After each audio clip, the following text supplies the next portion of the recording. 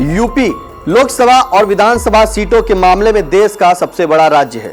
यही वजह है कि यहाँ की धरती बड़े बड़े राजनेताओं को जन्म देती रही है। इन नेताओं ने न केवल प्रदेश स्तर पर अपनी छाप छोड़ी, बल्कि राष्ट्रीय स्तर पर भी अपने सियासी दांवपेचों का लोहा मनवाया। प्रदेश से जुड़े ऐसे ही राजनेताओं के कृतित्व और व्यक्तित्व को सामने लाने के लिए आई इंडिया अपनी खास पेशकश शुरू कर रहा है। इसमें हम आपको बारी बारी से यूपी के बड़े राजनेताओं के सियासी सफर से रूबरू कराएंगे। इसकी शुरुआत सपा प्रमुख अखिलेश यादव से करते हैं। नमस्कार, मैं हूं निशांत गुप्ता, आप देख रहे हैं आई इंडिया। अखिलेश यादव के नेतृत्व में सपा ने इस लोकसभा चुनाव की 37 सीटें जीतकर नया इतिहास रचा है। मौजूदा समय वह यूपी में तो विपक्ष की धुरी है ही, राष्ट्रीय राजनीति में भी मजबूती से पैर जमा रहे हैं। आइए आपको अखिलेश यादव के सफर की कुछ महत्वपूर्ण घटनाओं से भी रूबरू कराते हैं। इसकी शुरुआत अखिलेश यादव के जन्म और शिक्षा दीक्षा से करते हैं। वर्ष 1973 में इटावा जिले के सफई गांव में मुलायम सिंह यादव की पत्नी मालती देवी ने बेटे को जन्म दिया था। घर वालों ने प्यार से बेटे को टीपू नाम दे दिया। अखिलेश यादव के बचपन की शुरुआत काफी उठापटक के बीच हुई। जन्म के 2 साल बाद 25 जून 1975 को देश में आपातकाल घोषित हो गया। इसके बाद प्रदेश के उभरते युवा नेता मुलायम सिंह यादव को हिरासत में ले लिया गया। 21 महीने चले आपातकाल की राजनीति उठापटक के बीच अखिलेश यादव का बचपन गुजरता रहा।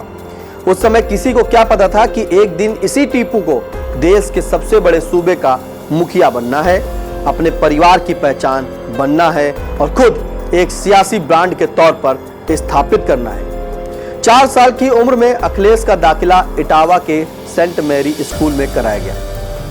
कहा जाता है कि यहां पर उन्होंने खुद अपना नाम अखिलेश दर्ज कराया था। कुछ दिन वह अपने चाचा राजपाल के साथ स्कूल आते जाते रहे। इसके बाद सूबे की सियासी उथल पुथल ने उनकी पढ़ाई में रोड़ा लगा दिया। यह वह दौर था जब प्रदेश की राजनीति तेजी से बदल रही थी। आपसी कला के बाद भाजपा की सरकार गिर गई। मुलायम सिंह यादव मंत्री नहीं रहे। इस बीच इटावा से सटे चंबल घाटी के इलाकों में डाकुओं का जोर बढ़ रहा था। ऐसे में बेटे की सुरक्षा को ध्यान में रखते हुए 1980 में अखिलेश का स्कूल जाना बंद करा दिया गया। इस समय तक वह कक्षा 3 पास कर चुके थे। इसके बाद उनकी घर में ही पढ़ाई का सिलसिला शुरू हुआ। इसकी जिम्मेदारी अवध किशोर वाजपेयी को दी गई। बताते हैं कि मुलायम सिंह यादव खुद अवध किशोर वाजपेयी के घर पे थे और अखिलेश यादव का हाथ उनके हाथों में देकर कहा कि हमारे यहाँ कोई अंग्रेजी जानने वाला नहीं है, अब तुमको ही देखना है।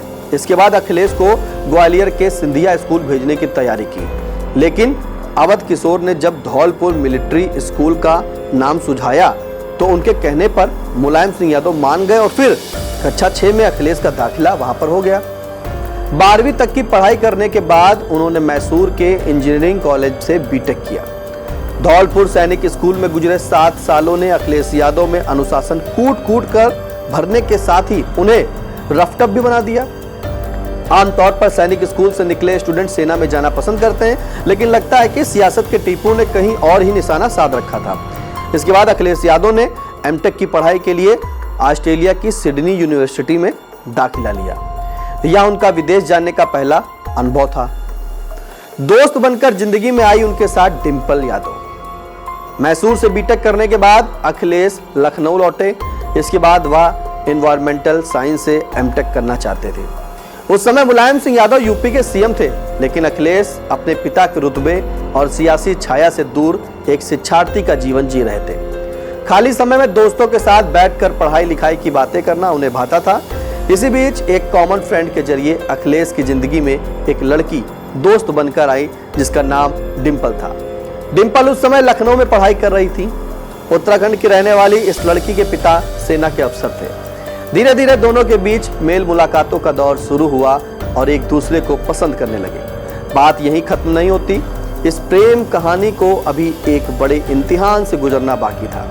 अखिलेश एमटेक की पढ़ाई के लिए सिडनी चले गए। 7 समुंदर की दूरी बाधा तो बनी, लेकिन अखिलेश और डिंपल खामोशी के साथ अपनी अगली जिंदगी के सपने बुनते रहे। अब आपको बता दें कि यह दोस्ती कब 7 फेरों में बंध गई। यह समय मुलायम सिंह के सियासी जीवन में बेहद हलचल भरा था। साल 1996 में मुलायम सिंह यादव संसद पहुंचे थे। केंद्र में अटल बिहारी वाजपेयी की सरकार 13 दिन में ही गिर गई थी। सरकार गिरते ही क्षेत्रीय पार्टियों का संयुक्त मोर्चा सक्रिय हो गया था। फिर सरकार बनने तक की तैयारी हो गई। एक समय पीएम पद के लिए मुलायम सिंह का नाम भी सामने आया था, लेकिन खींचतान के बीच एचडी देवगौड़ा पीएम बने और मुलायम सिंह को रक्षा मंत्री बनाया गया। ऐसी उथल पुथल के बीच अखिलेश सिडनी से लौटे तो उन पर परिवार की ओर से शादी का दबाव बनाया जाने लगा।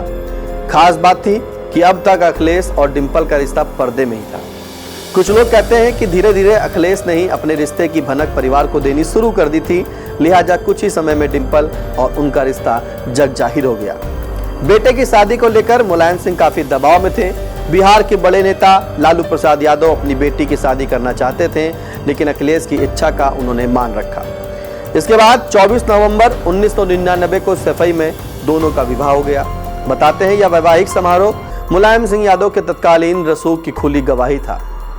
इसमें तत्कालीन पीएम अटल जी सहित 3 पूर्व पीएम नरसिम्हा राव, वीपी सिंह और चंद्रशेखर सहित राजनीति से लेकर उद्योग और फिल्मी दिग्गजों का हुजूम सफाई पहुंचा था। अब आपको बता दें कि शादी होते ही ये सियासी का सफर कैसे शुरू हुआ। 1999 के चुनाव में मुलायम सिंह यादव संभल और कन्नौज 2 सीटों से सांसद चुने गए थे। बाद में मुलायम ने कन्नौज लोकसभा सीट छोड़ने का फैसला किया। वर्ष 2000 में इस सीट पर उपचुनाव कराए गए। यह पहला मौका था जब कन्नौज की एक जनसभा में अखिलेश यादव अपने पिता के साथ मंच पर पहुंचे थे। 27 वर्षीय युवा अखिलेश के लिए यह नया अनुभव था। उन्होंने पैंट, शर्ट, जीन्स छोड़कर कुर्ता पैजामा और काली जैकेट से नाता जोड़ लिया। अखिलेश के आगे आने से एक बड़ा बदलाव आया कि पार्टी का युवा तबका उन्हें अपने अगले नेता के चेहरे के तौर पर देखने और पसंद करने लगा। पहला चुनाव जीतने के बाद उन्होंने लगातार 3 बार कन्नौज से और चौथी बार 2019 का लोकसभा चुनाव आजमगढ़ से जीता। अब आपको बता दें कि जो क्रांति रथ यात्रा ने समाजवादी पार्टी में कैसे नई जान फूंक दी। कन्नौज से सांसद चुने जाते ही अखिलेश यादव ने अपने जुझारू तेवरों का मुजाहिरा करना शुरू कर दिया। युवा ब्रिगेड ने अपने इस भावी नेता को हाथों हाथ लिया। बात 2001 की है। उस समय भाजपा की सरकार थी और राजनाथ सिंह यूपी के मुख्यमंत्री थे। सियासत विधानसभा चुनाव की दहलीज पर थी। ऐसे में अखिलेश ने युवा ब्रिगेड के साथ सड़कों पर उतरकर भाजपा के खिलाफ मोर्चा खोला, बल्कि कन्नौज में कार्यकर्ताओं के साथ गिरफ्तारी दी। उनके इस तेवर ने सपा में नई जान फूंक दी। हाल यह रहा कि 2002 के विधानसभा चुनाव में अखिलेश यादव को सपा के प्रचार का चेहरा बनाया गया। उनके नेतृत्व में क्रांति रथ यात्रा निकाली गई। सपा इस चुनाव में सबसे बड़ी पार्टी बनकर उभरी, लेकिन सरकार नहीं बना सकी। कारण रहा कि मायावती ने भाजपा से हाथ मिलाकर गठबंधन सरकार बना ली। हालांकि यह गठबंधन 1.5 साल भी नहीं चला और फिर मुलायम सिंह बागियों और कांग्रेस के सहारे सरकार बनाने में सफल हुए। अब आपको बता दें कि अखिलेश यादव ने 2009 में जो पार्टी की कमान संभाली वो कैसे संभाली। साल 2009 में अखिलेश को सपा का प्रदेश अध्यक्ष बनाया गया। अब तक यह पद चाचा शिवपाल यादव के पास था। हालांकि इस बदलाव को लेकर तब शिवपाल ने कोई नाराजगी नहीं जाहिर की थी, लेकिन जानकार इसे दोनों के बीच मनमुटाव शुरू होने की प्रमुख वजह बताते हैं। 2009 में अखिलेश कन्नौज और फिरोजाबाद दोनों सीट से सांसद चुने गए थे।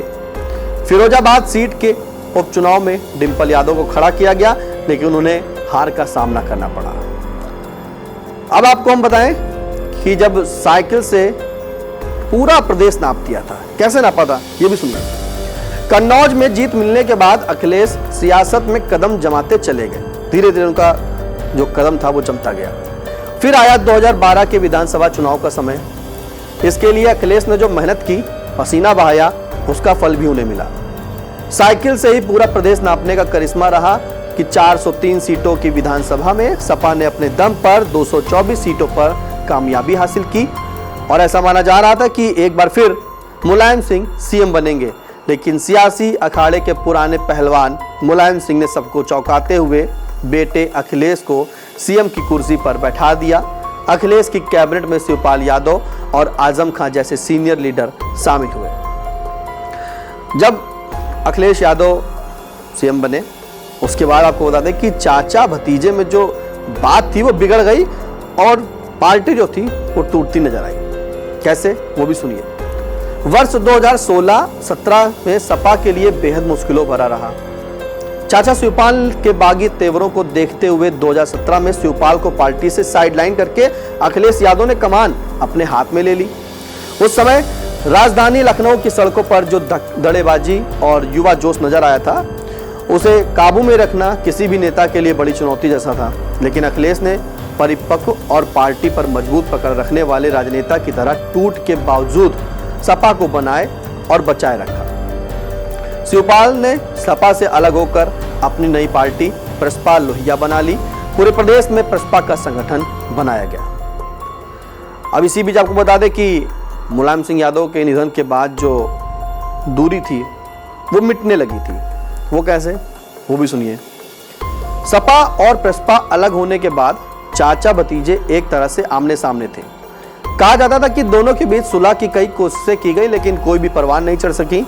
इसी बीच 10 अक्टूबर 2022 को मुलायम सिंह यादव का निधन हो गया। कहा जाता है कि दुख की इस घड़ी ने सिपाही परिवार को फिर से जोड़ने का बड़ा काम किया। हालांकि दोनों एक साथ मैनपुरी में ही नजर आए। दरअसल मुलायम सिंह मैनपुरी से सांसद चुने गए थे। उनके निधन से रिक्त सीट पर डिंपल को प्रत्याशी बनाया गया। इसके बाद अखिलेश और शिवपाल में सुलह हो गई। डिंपल ने तो बड़ी जीत हासिल की। दूसरी तरफ शिवपाल फिर से सपा में शामिल हो गए और उन्हें महासचिव का पद दे दिया गया। फिलहाल इस खबर पर आप क्या राय देते हैं, कमेंट के माध्यम से जरूर बताएं। इस संघर्ष के बारे में बताएं कि कैसा अखिलेश यादव का संघर्ष रहा और क्या कुछ रहा। फिलहाल कोई सुझाव हो तो कमेंट के माध्यम से आप बता सकते हैं और अगली कड़ी में फिर बात करेंगे एक नए राजनीतिक चेहरे की। अब दीजिए इजाजत, नमस्कार।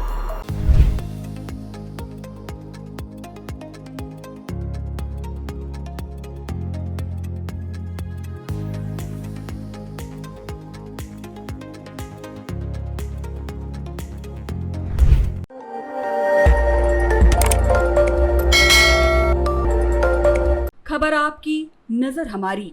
देखते रहिए आई इंडिया।